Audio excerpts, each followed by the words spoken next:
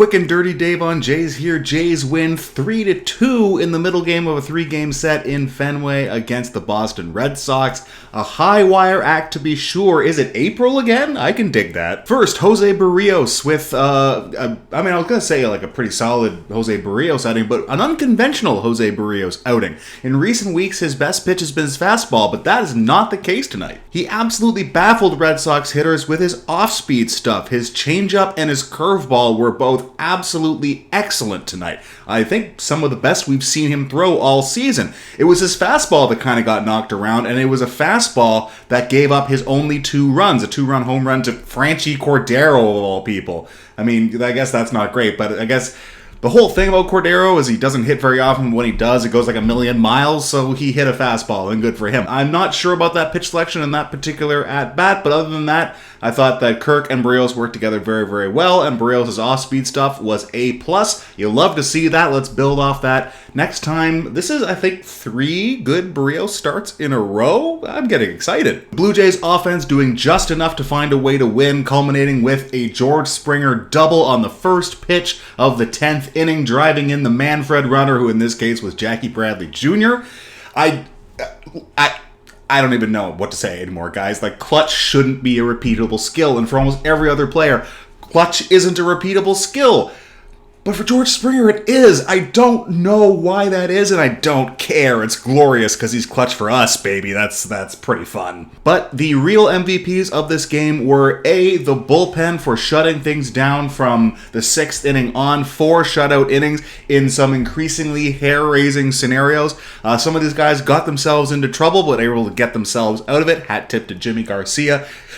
Tim Meza was unable to get out of his trouble, but that's okay because Anthony Bass came down with some really clutch strikeouts. That was amazing to see. Simber and Romano were their usual selves. They kind of gave up some base runners, but were able to totally get around it. Simber inducing a double play ball, and Jordan Romano is Jordan Romano, and is that big strikeout against Kike Hernandez. That gets the blood pumping. You love to see that. But a co-MVP for this game has to go to John Schneider. This was an excellent pulling of the strings and pulling of the levers of the bullpen. The right guys in the right situations, giving out a couple of free passes in key moments, but in order to secure a better matchup, and the bullpen came away with the win in both of those scenarios. It's hard to find fault in a manager's tinkering when it works every single time, so great job there, John. I mean, in a way, we've been seeing the John Schneider experience as a manager in terms of who to call in, who to sub out, who to intentionally walk all season, because apparently Charlie Montoya wasn't doing any of that. It was all John Schneider all the time. So this isn't really anything new, but this was a particularly masterful example of the way that he likes to do business, and this was excellent.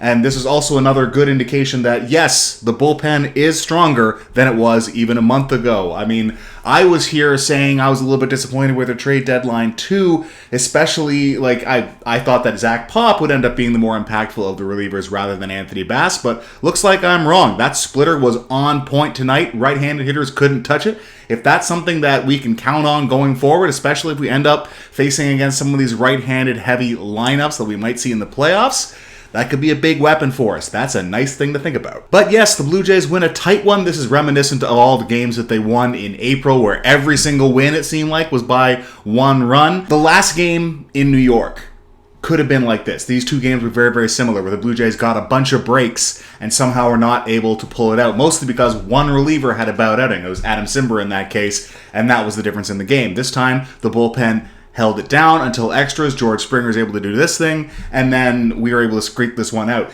But it really did feel like these 2 games were both kind of like toss-ups. In one case, they didn't get it done, but tonight they did. And we need more of this getting it done in tight situations if we want to go where we ultimately want to go. This brings the Blue Jays back to a tie for the first wild card spot, a full game up on Seattle, holding down the 3 spot, Baltimore right behind them. This thing's going to go right down to the wire, and that's exciting, but a little bit hair-raising too, right? A little bit, collar-tugging and sweat-inducing and baseball, stressful. But that's it for me. Not a lot to talk about this one. Jays win. That's great. Let's do it again tomorrow with Kevin Gausman on the mound. Yes, baby. Get the man some run support. Let's get him more wins than he has losses. I don't know why I keep talking about pitcher wins and losses. They're utterly meaningless. I've made that point several times, but I like it. I like it. Aesthetically, you think a guy like Gausman, as well as he's pitching, he should win more than he loses. Right? Right. Let's do that.